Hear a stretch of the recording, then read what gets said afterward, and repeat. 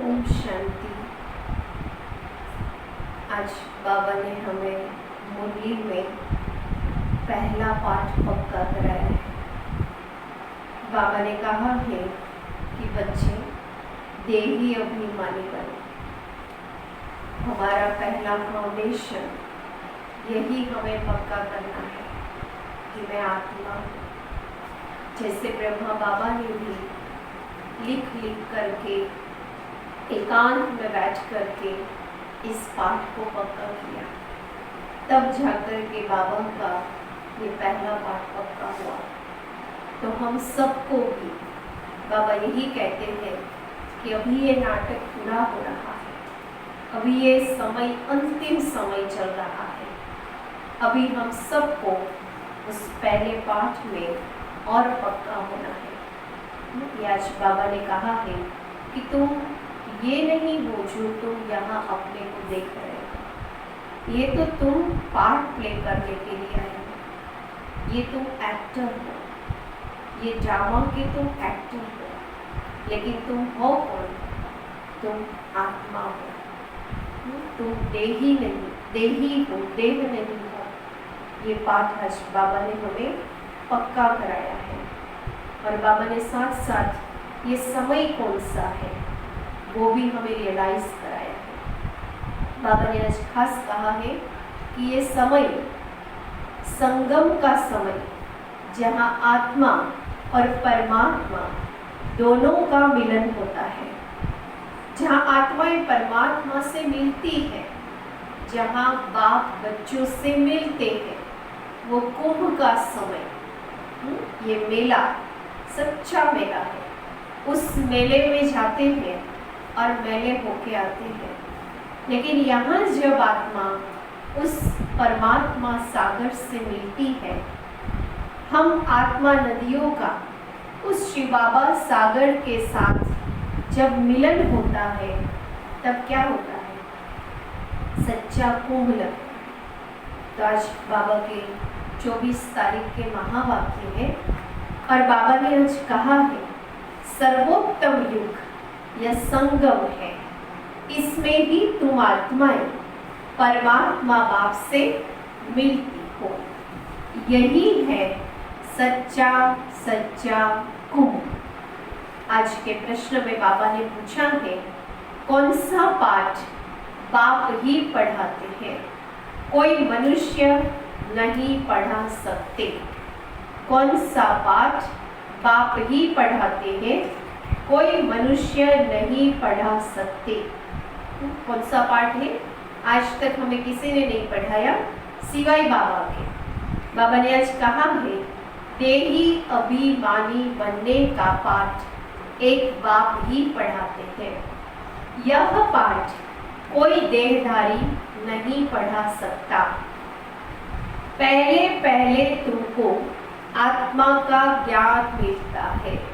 हम भी किसी को कोर्स कराते हैं तो पहले कौन सा पाठ पक्का कराते हैं? आत्मा का। तो बाबा कहते हैं कि पहले पहले तुमको आत्मा का ही ज्ञान मिलता है। तुम जानते हो हम आत्मा परम धाम से एक्टर बन पाठ बजाने आए।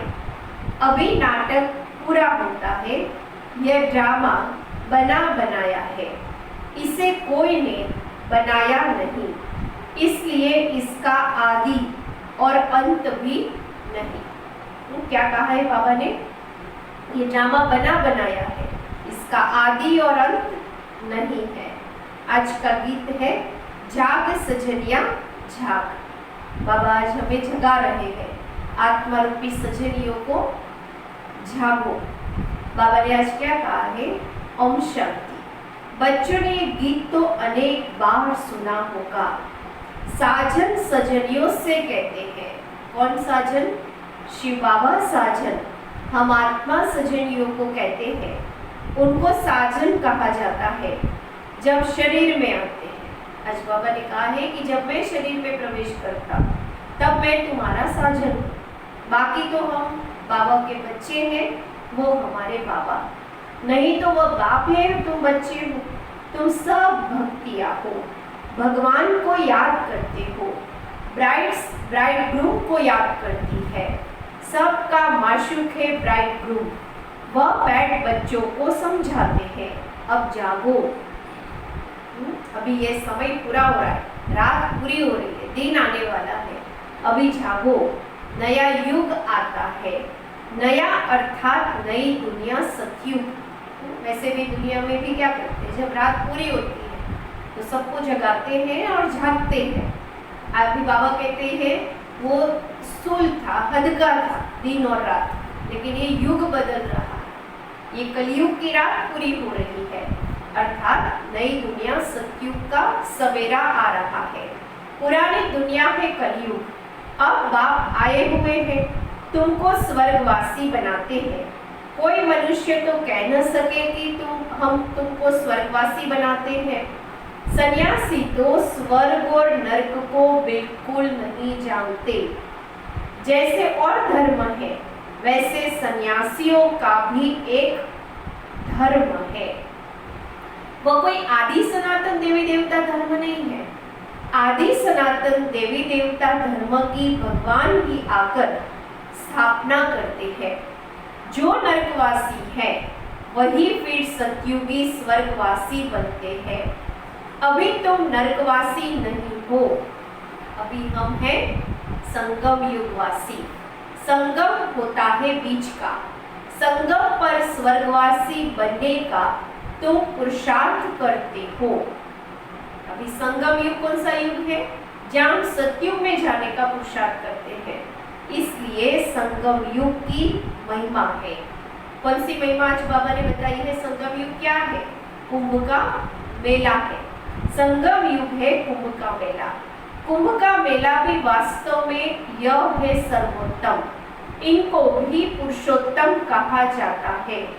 तुम जानते हो हम सब एक बाप के बच्चे हैं। ब्रदरहुड कहते हैं ना, सभी आत्माएं आपस में भाई भाई है। कहते हैं हिंदू चीनी भाई भाई, सब धर्म के हिसाब से तो भाई भाई है। यह ज्ञान तुमको अभी मिला है। बाप समझाते हैं तो मुझ बाप की संतान हो। अभी तुम सन्मुख सुनते हो, वह तो सिर्फ कहने मात्र कह देते हैं कि सभी आत्माओं का बाप एक है। उस एक को ही याद करते हैं। मेल व फीमेल दोनों में आत्मा है, इस हिसाब से भाई भाई है। फिर भाई बहन, फिर उसके बाद स्त्री पुरुष हो जाते हैं, आत्मिक रूप से भाई भाई। अगर हम शरीर धारण करते हैं तो भाई बहन, और उसके आगे फिर स्त्री पुरुष होते हैं।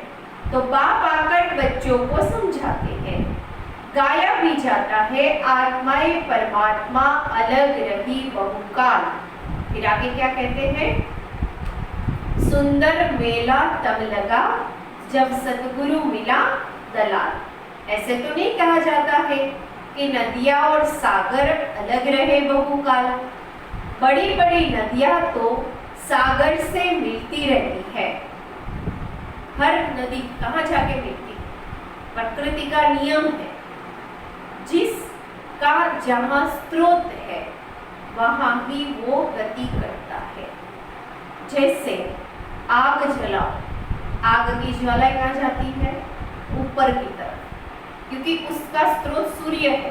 तो बाबा कहते हैं कि उसकी जो ज्वाला है, आग की ज्वाला, वो कहाँ जाएगी? ऊपर ही जाएगी। आप एक पत्थर फेंको, वो पत्थर वापस कहाँ आता है? नीचे आता है, क्योंकि ये धरती उसका स्रोत है। कोई भी नदी जहाँ से भी निकलती है वो बहती बहती बहती कहाँ जाके मिलती है? सागर में, क्योंकि सागर उसका स्रोत है। ऐसे बाबा ने आज कहा है हर बड़ी बड़ी नदियाँ कहाँ जाके मिलती है? सागर से ही मिलती रहती है। यह भी बच्चे जानते हैं, नदी सागर की बच्ची है। आज बाबा नदी को क्या कहा है? सागर की। भले मिलती सागर में है, लेकिन है सागर की बच्ची। कैसे नहीं, कैसे है उसकी बच्ची?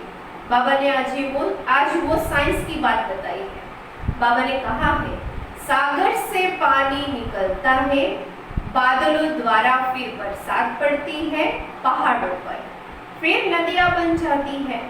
तो सभी हो जाते हैं सागर के बच्चे और बच्चियां। बाबा कहते नदी में पानी कहाँ से आए? पहाड़ों से नदी बहती बहती आई, लेकिन वहां भी पानी कहाँ से आए? बाबा कहते सागर से ही। तो बादल भरते हैं और वो बादल जाके वहां बरसते हैं, और वही पानी वापिस बहता बहता कहाँ मिल जाता है? सागर से। ये पूरा चक्र है। बाबा ने आज यही कहा है। फिर वो नदियां बन जाती हैं, तो सभी हो जाते हैं सागर के बच्चे और बच्चियां। बहुतों को यह भी पता नहीं है कि पानी कहाँ से निकलता है। किसी को पूछो ये बादल कहाँ से पानी लेके आते हैं, तो कहाँ से भरते हैं? तो आज बाबा ने उसका राज बताया है। नहीं, वैसे तो दुनिया में भी यही कहते हैं कि कई बच्चों को पता नहीं है, यह भी सिखाया जाता है। तो अब बच्चे जानते हैं ज्ञान सागर एक ही बाप है, यह भी समझाया जाता है। तो अभी सभी आत्माएं हो, बाप एक है, आत्मा भी निराकार है। फिर जब साकार में आते हो तो पुनर्जन्म लेते हो। एक ही जन्म में थोड़ी रहते। जैसे ही शरीर धारण करती आत्मा, तो बार बार उससे शरीर बदलना पड़ता है, पुनर्जन्म लेना पड़ता है। बाप भी जब साकार में आए तब आकर मिले। बाप का मिलना एक बार ही होता है। कौन सा समय है वो? बाबा ने आज का इस समय आकर सबसे मिले हैं। यह भी जानते जाएंगे कि भगवान है। गीता में कृष्ण का नाम डाल दिया है, परंतु कृष्ण तो यहाँ आ न सके। आज बाबा ने कारण बताया है क्यों नहीं आ सकते हैं। वह कैसे गाली खाएंगे? अगर कृष्ण यहाँ आएंगे तो गाली कैसे खाएंगे? गाली थोड़ी देते हैं श्री कृष्ण। अगर यहाँ आ जाए तो लोग तो भागेंगे ना। बाबा ने आज बहुत अच्छी बात कही है। तो फिर ये गालियाँ किसको मिली जो श्री कृष्ण के लिए कही गई? माखन चोर कहा, वस्त्र को चोरी किया ये कहा, इतनी सारी पटरानियों को भगा के ले गया, ये सारी गालियाँ है ना। तो बाबा कहते हैं कलयुग में कृष्ण कैसे आएगा, गाली कैसे खाएंगे? तो गाली किसने खाई? कृष्ण ने तो गाली खाई नहीं, सत्य में तो ऐसी गालियाँ देते ही नहीं। तो बाबा ने आज कहा ये गालियाँ किसने खाई? यह तुम जानते हो कृष्ण की आत्मा इस समय है। कृष्ण की आत्मा ने गाली खाई, कृष्ण ने गाली नहीं खाई। कृष्ण की आत्मा ने खाई माना ब्रह्मा बाबा के तन में उसकी आत्मा है ना। बाबा कहते उसने गाली खाई। पहले पहले तुमको ज्ञान मिलता है आत्मा का। तुम आत्मा हो, अपने को शरीर समझ इतना समय चले हो। अब बाप आकर देही अभिमानी बनाते हैं। साधु संत आदि कभी तुमको देही अभिमानी नहीं बनाते हैं। तुम बच्चे हो, तुमको बेहद के बाप से वर्षा मिलता है। क्या है? बाबा ने आज कहा है तुम्हें बेहद के बाप से वर्षा मिल रहा है। बाबा ने आज कहा है तुम हो कौन? तुम हो आत्मा। तुम्हारी बुद्धि में है कि हम परम धाम में रहने वाले हैं, फिर यहाँ हम पाठ बजाने आए हैं। अभी यह नाटक पूरा होता है। अभी ये ड्रामा को पूरा होने का समय चल रहा है। और जब कोई भी ड्रामा पूरा हो जाता है तो सारे एक्टर्स कहाँ जाते हैं? स्टेज पर। अभी देखो कितनी जनसंख्या बढ़ गई, माना अभी ये नाटक पूरा हो रहा है। और बाबा ने आज कहा है यह ड्रामा कोई ने बनाया नहीं है, यह बना बनाया ड्रामा है। तुमसे पूछते हैं ये ड्रामा कब से शुरू हुआ? कई लोग पूछते हैं ना, जब हम सृष्टि चक्र का लेसन समझाते हैं, ड्रामा की बातें बताते हैं, तो पूछते हैं ये कब से शुरू हुआ? तो क्या बोलेंगे? आज बाबा ने कहा है तुम बोलो यह तो अनादि ड्रामा है, इसका आदि अंत नहीं होता।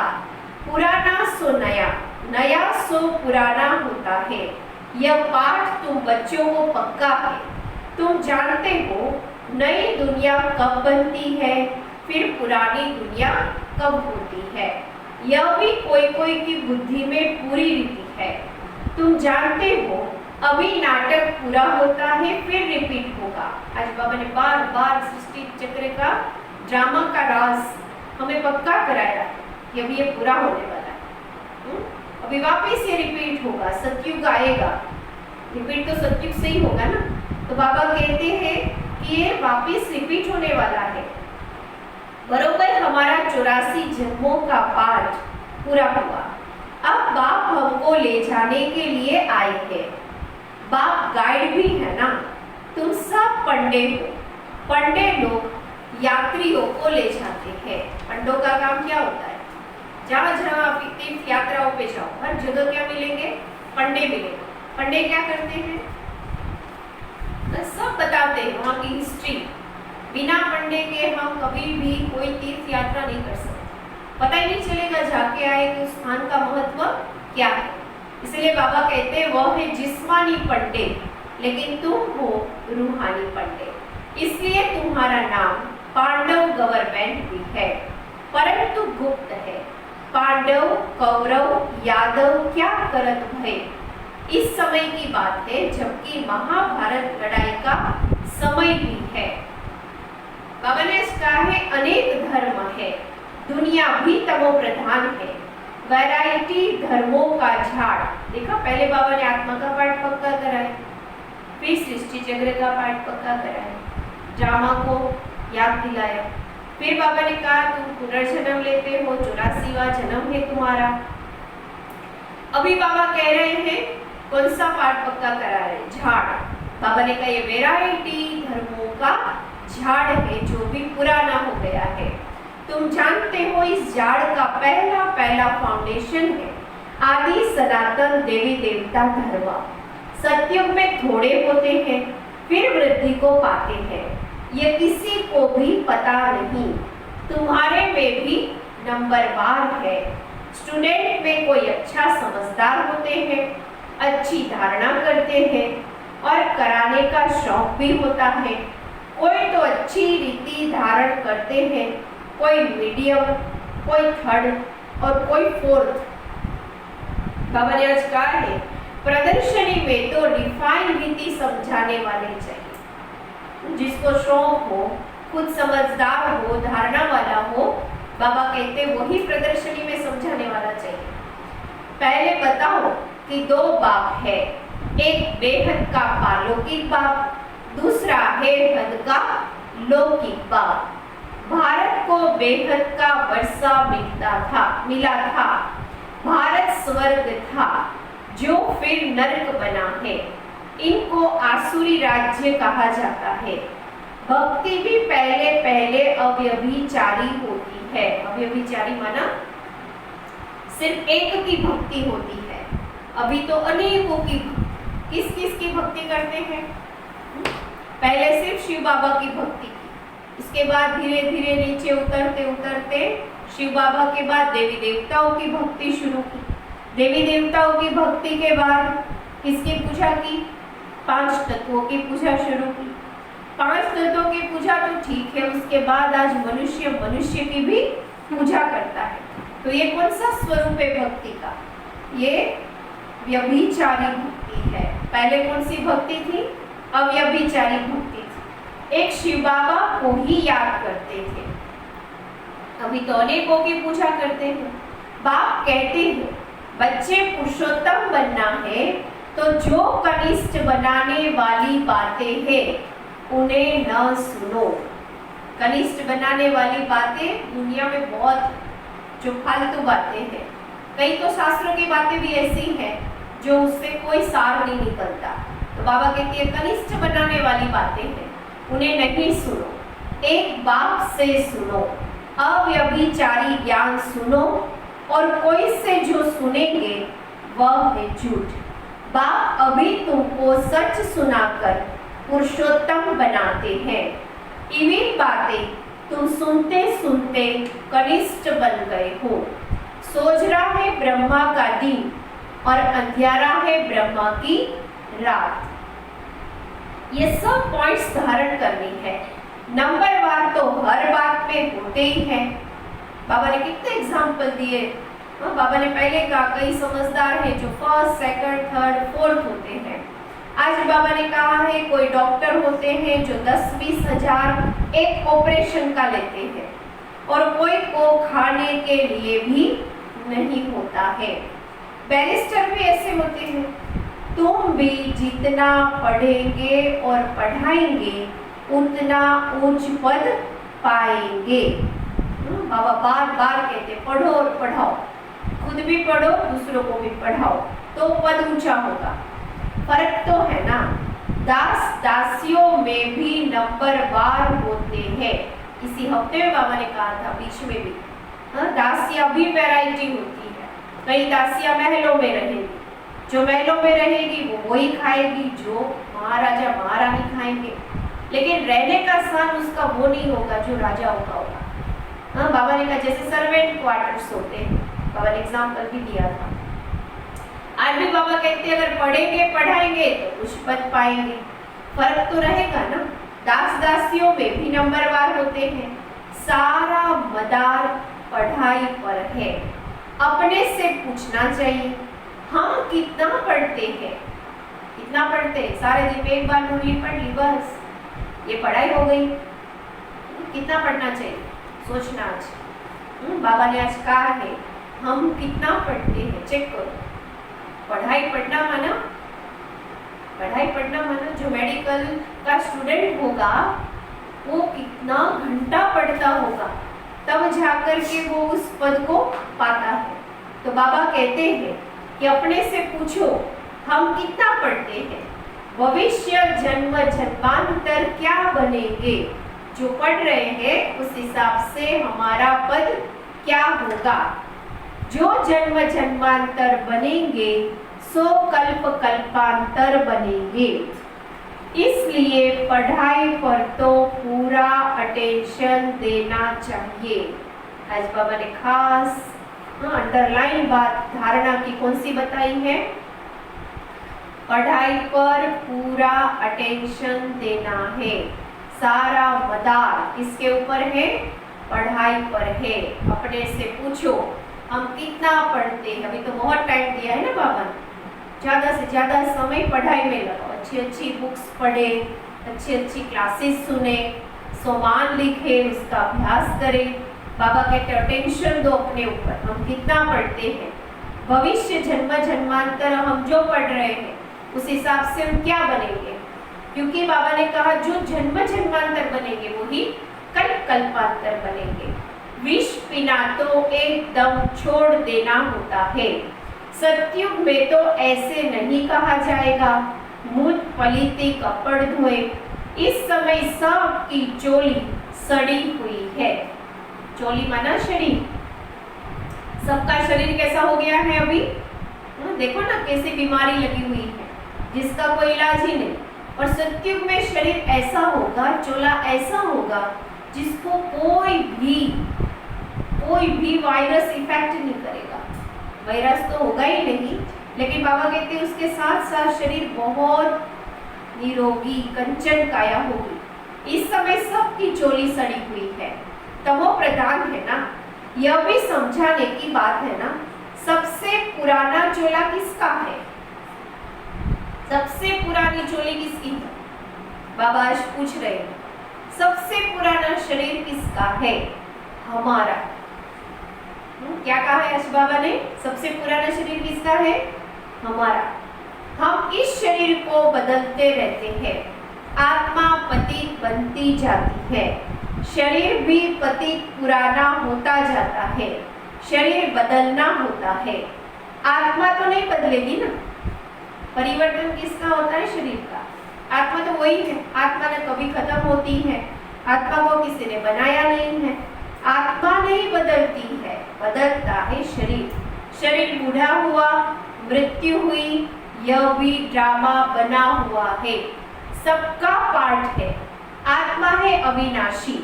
आत्मा खुद कहती है मैं शरीर छोड़ती हूँ, देही अभिमानी बनना पड़े। मनुष्य सब देह अभिमानी है। आधा कल्प है देह अभिमानी, आधा कल्प है देही अभिमानी। सत्युग में कौन सी अवस्था है? इतने सजे सजाए, इतने सुंदर, फिर भी बिल्कुल बॉडी कॉन्शियस नहीं है, देही अभिमानी अवस्था। और कलयुग में थोड़ा सा भी सज जाए, थोड़ा सा भी मेकअप कर ले तो क्या अनुभूति होती है? कौन सी फीलिंग आती है? देह भान, देह अभिमान की। तो आधा कल्प सत्युग त्रेता देही अभिमान, द्वापर कलयुग देह अभिमानी। तो बाबा कहते वापस तुम्हें कौन सा अभ्यास करना है? देही अभिमानी बनने का। देही अभिमानी होने के कारण सत्युगी देवताओं को क्या फायदा होता है? देही अभिमानी बनने से। देही अभिमानी होने के कारण सत्युगी देवताओं को मोह जीत का टाइटल मिला हुआ है, क्योंकि वहां समझते हैं हम आत्मा है, अब यह शरीर छोड़ दूसरा लेना है। मोहजीत राजा की भी कथा है ना। बाप समझाते हैं देवी देवता मोहजीत होते हैं। कैसे मोहजीत? कोई शरीर छोड़ेगा तब भी नहीं रोएंगे, और जब खुद का शरीर छूटेगा तब भी किसी में मोह नहीं होगा। ये मोहजीत की निशानी है, न खुद में मोह न दूसरों में मोह। बाबा ने आज कहा है खुशी से एक शरीर छोड़ दूसरा लेना है। बच्चों को सारी नॉलेज बाप द्वारा मिल रही है, तुम ही चक्कर लगाकर अब फिर आए मिले हो। जो और धर्मों में कन्वर्ट हो गए हैं वह भी आकर मिलेंगे, अपना थोड़ा बहुत वर्षा ले लेंगे। धर्म ही बदल गया ना, पता नहीं कितना समय उस धर्म में रहे हैं। 2-3 जन्म ले सकते हैं। कई धर्मों में कन्वर्ट हो गए, जैसे बाबा के कई बच्चे जो क्रिश्चियन हैं, कई बच्चे जो बौद्धि हैं, तो उस धर्म में उसका जन्म हुआ। आज बाबा ने वो एक बहुत अच्छी बात बताई है कि वो कितना जन्म उस धर्मों में रहे, कितना टाइम रहे। तो बाबा ने कहा है आज कि 2-3 जन्म भी उस धर्म में उसके हुए होंगे। हम आप वो किताब पढ़ते हैं प्रभु प्रेम के परमाने, जो विदेश के भाई बहनों के हैं, तो उसमें उन्होंने यही बताया कि हमें पहले से ये धर्म अच्छा ही नहीं लगता था। हमें क्रिश्चियन धर्म की जो बातें हैं वो झंझती नहीं थी। क्यों? क्योंकि वो ओरिजिनल उस धर्म के नहीं थे। भले उन्होंने उस धर्म में जन्म ले लिया, उस घर में जन्म ले लिया जहाँ उस धर्म को फॉलो करते थे। तो आज बाबा ने बहुत अच्छी बात बताई है कि जो उस धर्म में कन्वर्ट हो गए वो कोई इस टाइम थोड़ी हुए, वो कोई जन्म में हुए होंगे, 2-3 जन्म भी उन्होंने उस धर्म में लिए होंगे। जैसे बाबा ने आज कहा है, कोई को हिंदू से मुसलमान बना दिया तो उस धर्म में आता रहेगा, फिर यहाँ आ जाता है, 1-2 जन्म उस धर्म में जन्म लेगा, वापिस यहाँ आ जाएगा। यह भी है डिटेल की बातें। बाप कहते हैं, आगे क्या कहा, सारी डिटेल की बातें समझा करके आगे बाबा कहते हैं, इतनी बातें याद न कर सको, अच्छा अपने को बाप का बच्चा तो समझो। अच्छे बच्चे भी भूल जाते हैं, बाप को याद नहीं करते हैं, माया इसमें बुलाती है। तुम भी पहले माया के मुरीद थे ना, अब ईश्वर के बनते हो, वह ड्रामा में पार्ट है। अपने को आत्मा समझ बाप को याद करना है। जब तुम आत्मा पहले शरीर में आई थी तो पवित्र थी, फिर पुनर्जन्म लेते लेते पतित बनी हो। अब फिर बाप कहते हैं नष्टो मोहा बनो। वापिस बाबा धारणा की बात बता रहे हैं, क्या करना है, नष्टो मोहा बनो। बाबा ने कहा सत्युग में देवता कैसे होंगे, नष्टो मोहा। इस शरीर में भी मोह न रखो। अभी तुम बच्चों को इस पुरानी दुनिया से बेहद का वैराग आता है, क्योंकि इस दुनिया में सब एक दो को दुख देने वाले हैं, इसलिए इस पुरानी दुनिया को ही भूल जाओ। हम अशरीरी आए थे, फिर अब अशरीरी होकर वापस जाना है। अब यह दुनिया ही खत्म होनी है। तमो प्रधान से सतो प्रधान बनने के लिए बाप कहते हैं माँ में कम याद करो।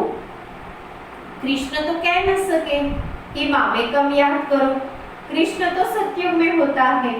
बाप ही कहते हैं मुझे तुम पति पावन भी कहते हो, तो अब मुझे याद करो।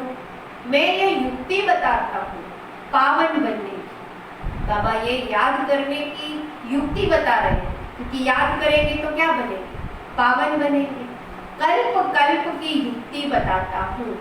जब पुरानी दुनिया होती है तो भगवान को आना पड़ता है। मनुष्यों ने ड्रामा की आयु लंबी चौड़ी कर दी है, तो मनुष्य बिल्कुल ही भूल गए हैं। अब तुम जानते हो यह संगम युग है, यह है पुरुषोत्तम बनने का युग। मनुष्य तो बिल्कुल ही घोर अंधियारे में पड़े हैं। इस समय है सब तमो प्रधान। अभी तुम तमो प्रधान से सतो प्रधान बनते हो। आज बाबा ने खास कहा, पहले क्या कहा, तुम कौन हो, तुमने बहुत ज्यादा, तुम्हारी ये चोला सबसे सड़ा हुआ है। अभी बाबा कहते हैं तुमने ही सबसे जास्ती भक्ति की है। अब भक्ति मार्ग खत्म होता है। भक्ति है मृत्यु लोक में, फिर आएगा अमर लोक। तुम इस समय ज्ञान लेते हो, फिर भक्ति का नाम निशान नहीं रहेगा। हे भगवान, हे राम, यह सब भक्ति के अक्षर हैं, इसमें कोई आवाज नहीं करना है। बाप तो ज्ञान का सागर है, आवाज थोड़ी करते हैं। उनको कहा ही जाता है सुख शांति का सागर। तो सुनाने के लिए भी उनको शरीर चाहिए ना। भगवान की भाषा क्या है, कौन सी भाषा बाबा बोलते हैं? बाबा ने कहा यह कोई जानते नहीं है। ऐसे तो नहीं बाबा सब भाषाओं में बोलेंगे, नहीं, उनकी भाषा है ही हिंदी। बाबा की भाषा कौन सी है? हिंदी। बाबा एक ही भाषा में समझाते हैं, फिर ट्रांसलेट कर तुम समझाते हो। फॉरेनर्स आदि जो भी मिले उनको बाप का परिचय देना है। उनको तो उनकी भाषा में समझाना पड़ेगा ना, हमें बाबा हिंदी में समझाएगा, लेकिन बाबा कहते तुम ट्रांसलेट कर दूसरों को समझाओ। बाप आदि सनातन देवी देवता धर्म की स्थापना कर रहे हैं, त्रिमूर्ति पर समझाना चाहिए। प्रजापिता ब्रह्मा के कितने ढेर ब्रह्मा कुमार कुमारियां हैं, कोई भी आए तो पहले उनसे पूछो किसके पास आए हो। बोर्ड तो लगा पड़ा है, प्रजापिता ब्रह्मा कुमार कुमारिया, वह तो रचने वाला हो गया, परंतु उनको भगवान नहीं कह सकते हैं। भगवान निराकार को ही कहा जाता है। यह ब्रह्मा कुमार कुमारिया ब्रह्मा की संतान है। तुम यहाँ किस लिए आए हो? किसी को भी आए तो उसे पहले तो ये सब समझाओ कि भगवान कौन है। प्रजापिता ब्रह्मा भगवान नहीं है, और बोर्ड पे लिखा है प्रजापिता ब्रह्मा कुमार कुमारिया, तो ये ब्रह्मा कुमार कुमारिया तो ब्रह्मा की संतान है। तो तुम यहाँ किस लिए आए हो? हमारे बाप से तुम्हारा क्या काम है? बाप से बच्चों का ही तो काम होगा ना। बाबा ने आज कहा है हम बाप को अच्छी रीति जानते हैं, गाया हुआ है सन शोज फादर, हम उनके बच्चे हैं। ये सब उन्हें समझाओ, बाप का परिचय। अच्छा, मीठे मीठे सिकिलते बच्चों प्रति माता पिता बाप दादा का याद प्यार और गुड मॉर्निंग। रूहानी बाप की रूहानी बच्चों को नमस्ते। हम रूहानी बच्चों की रूहानी बाप को नमस्ते।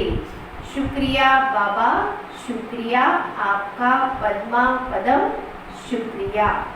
आज बाबा ने मुख्य सार में क्या कहा? बाबा ने आज कहा है तुम्हें ऐसी बातें नहीं सुननी है जो तुम्हें नीचे ले आए। दूसरा बाबा ने कहा सारा मदार किसके ऊपर है? पढ़ाई पर है। तुम्हें पुरुषार्थ करना है कि नष्टो मोहा बने, पढ़ना है और दूसरों को पढ़ाना है। बाबा ने आज कहा है पुरुषोत्तम बनने के लिए कनिष्ठ बनाने वाली जो इविल बातें हैं वह नहीं सुननी है। एक बाप से ही अव्यभिचारी ज्ञान सुनना है। दूसरा आज बाबा ने कहा है नष्टो मोहा बनने के लिए देही अभिमानी बनने का पूरा पूरा पुरुषार्थ करना है। बुद्धि में रहे यह पुरानी दुख देने वाली दुनिया है, इसे भूलना है, इससे बेहद का वैराग हो। आज का वरदान। आज बाबा ने तीव्र पुरुषार्थी कैसे बने वो बाबा ने आज बताया है। फॉलो फादर के पाठ द्वारा कुछ नहीं करना है। तीव्र पुरुषार्थी बनना है तो सिर्फ क्या करो? ब्रह्मा बाबा को फॉलो करो। फॉलो फादर के पाठ द्वारा मुश्किल को सहज बनाने वाले तीव्र पुरुषार्थी भव। बाबा ने आज कहा है मुश्किल को सहज बनाने व लास्ट पुरुषार्थ में सफलता प्राप्त करने के लिए पहला पाठ है फॉलो फादर। यह पहला पाठ ही लास्ट स्टेज को समीप लाने वाला है। इस पाठ से अभूल, एक रस और तीव्र पुरुषार्थी बन जाएंगे। देखा बाबा ने कहा फॉलो फादर करने से क्या फायदा होगा? अभूल बनेगी, कोई गलती नहीं होगी, एक रस हो जाएंगे और तीव्र पुरुषार्थी बन जाएंगे। क्योंकि किसी भी बात में मुश्किल तब लगता है जब फॉलो करने के बजाय अपनी बुद्धि चलाते हो। इससे अपने ही संकल्प के जाल में फंस जाते हो। फिर समय भी लगता है और शक्ति भी लगती है। अगर फॉलो करते जाओ तो समय और शक्ति दोनों बच जाएगी, जमा हो जाएगी। हमें कुछ नहीं सोचना है, हमें कोई एनर्जी नहीं लगानी है, सिर्फ बाबा को फॉलो करना है। तो समय भी बचेगा, शक्ति भी बचेगी, फॉलो करते जाएंगे तो फायदा अबूल भी हो जाएंगे, एक रस भी हो जाएंगे, पुरुषार्थ भी हमारा तीव्र हो जाएगा। इसलिए आज बाबा ने कहा है तीव्र पुरुषार्थी बनना है तो क्या करो, बाप को फॉलो करो। आज का स्लोगन है सच्चाई सफाई को धारण करने के लिए अपने स्वभाव को सरल बनाओ। सच्चाई सफाई को धारण करने के लिए अपने स्वभाव को सरल बनाओ।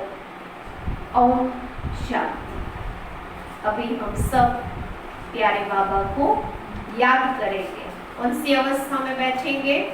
आज बाबा ने कहा अपने को क्या समझना है? देही समझना है। देही आत्मा समझकर हम सब बाबा को याद करके बाबा से वरदान लेंगे कि मैं तीव्र पुरुषार्थी हूँ। ओम शांति।